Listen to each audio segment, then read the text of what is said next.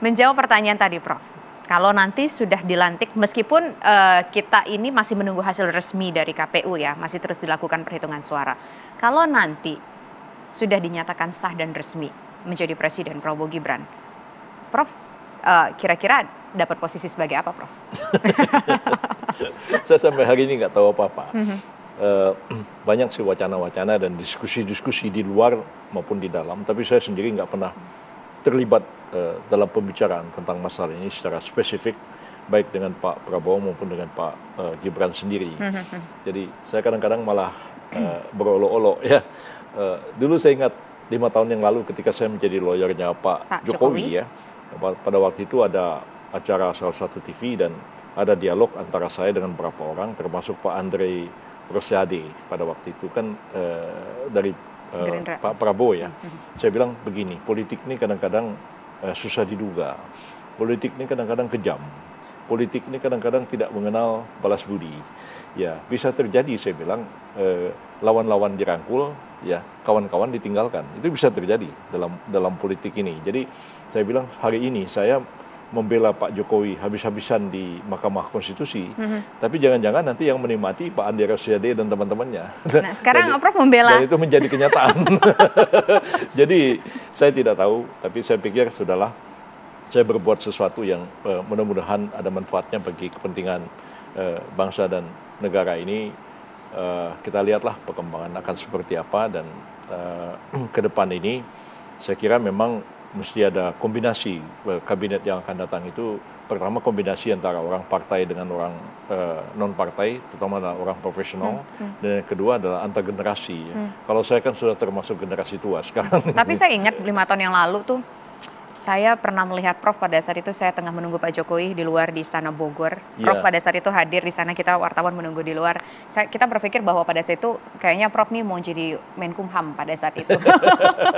Nah, tapi ternyata kan bukan nama Prof yang pada saat itu terpilih, betul, begitu ya. Dan sampai sekarang Prof masih tetap berada, katakanlah berada setia dengan Pak Jokowi, karena kita tahu Prabowo bersama dengan Gibran, jadi ada garis lurusnya di situ, ada benang merahnya di situ. Prof ini kayaknya orangnya legowo banget ya, Prof ya. Ya, karena memang saya merasa bahwa politik itu hanya salah satu segmen dari hidup saya sendiri. Saya punya minat banyak sekali yang lain ya. Saya minat dalam dunia sastra, saya minat dalam koleksi seni. Saya bisa jadi lawyer, bisa jadi dosen sampai hari ini. Jadi nggak hidup mati saya itu ada di politik seperti itu. Jadi saya pikir kalaupun saya harus masuk ke dalam kabinet ya syukur alhamdulillah. Tapi kalau misalnya tidak pun ya tidak apa-apa juga. Jadi saya pikir masih banyak hal yang harus dikerjakan untuk di waktu-waktu yang akan datang. Gitu. Nah, kira-kira terakhir harapan Prof untuk Prabowo dan Gibran nanti? Ya, harapan kita dua-duanya dapat bekerja harmonis ya. Walaupun sekarang ini banyak spekulasi orang ya, apakah Pak Jokowi masih cawe-cawe misalnya kabinet. Saya pikir ya wajar saja kalau misalnya beliau memberikan masukan, saran dan pendapat ya. Bukan dalam artian cawe-cawe yang negatif begitu ya kepada Pak Prabowo dan kepada Pak Gibran. Dan mungkin pada tahap-tahap awal begitu ya, dan terus selanjutnya tentu beliau Pak Prabowo dan Pak Gibran ini akan menjalankan program kabinetnya dengan lebih baik, dan berharap kita mudah-mudahan Presiden dan Wakil Presiden itu bekerja sama secara harmonis ya, sebab kita sudah punya pengalaman di masa-masa yang lalu ya, baik antara Bung Karno dengan Bung Hatta yang kemudian tidak sejalan. Kemudian juga kita melihat antara Pak Gus Dur dengan Ibu Mega yang juga enggak sejalan begitu. Dan kalau kita lihat sekarang ini barangkali peran dari Pak Kiai Ma'ruf Amin kurang begitu menonjol ya begitu. Tapi mungkin sebenarnya ke depan tuh perlu kita benahi, dan saya yakin Pak Prabowo paham dengan soal ini, di mana tugas-tugas yang akan beliau jalankan dan di mana tugas-tugas yang akan dijalankan oleh Pak Gibran. Tapi tetap harus diingat bahwa Wakil Presiden itu membantu Presiden. Cuman beda dengan Menteri ya.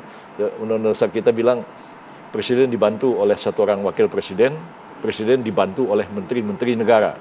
Kalau Menteri negara itu membantu Presiden itu pada satu segmen tertentu. Kalau misalnya Menteri Luar Negeri yang membantu urusan dalam luar negeri, tidak mungkin ngurusin kapan puasa Ramadan, kapan Lebaran, itu urusannya Menteri Agama begitu ya. Tapi Wakil Presiden itu membantu Presiden dalam semua tugas-tugas kepresidenan, dan tapi jangan juga terlalu banyak mengambil inisiatif ya. Jadi saya mulanya kemarin agak khawatir, tapi syukur tidak terjadi. Sempat ada khawatir bahwa pada saat itu Prabowo dan Gibran tampaknya secara chemistry wah kayaknya agak susah nih, mungkin gap generation juga pada saat itu, Prof.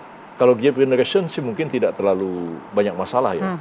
Tapi kekhawatiran saya pada waktu debat Cawapres kemarin itu, sepertinya kalau ada oleh moderator digiring Pak Gibran ditanya, program Anda apa? Kan begitu kan? Nanti terus dijawab, kan wakil presiden itu kan tidak punya program. Wakil presiden itu programnya adalah program presiden. Dan dia membantu melaksanakan program yang dijalankan oleh presiden itu. Dan sewaktu-waktu presiden berhalangan misalnya pergi ke luar negeri atau presiden sakit.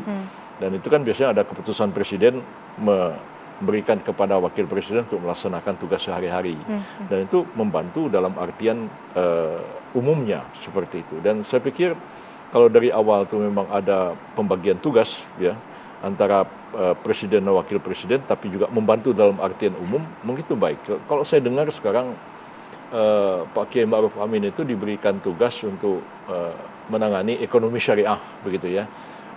Yang lain-lain tidak. Tapi sih mungkin wakil presiden itu membantu dalam segala hal urusannya presiden, tapi ya jangan pula cawe-cawe gitu ya. Tapi betul-betul membantu. Saya kira kalau wakil presiden itu mampu menempatkan diri pada posisi yang pas, sebetulnya akan sangat baik bagi bangsa dan negara kita ini. Baik, terima kasih Prof. Yusril Iza Mahendra sudah bersedia datang ke studio kami di acara One on One. Dan pemirsa, demikian kebersamaan kita dalam One on One kali ini. Saya Tisa Noveni undur diri. Terima kasih, selamat malam, sampai jumpa.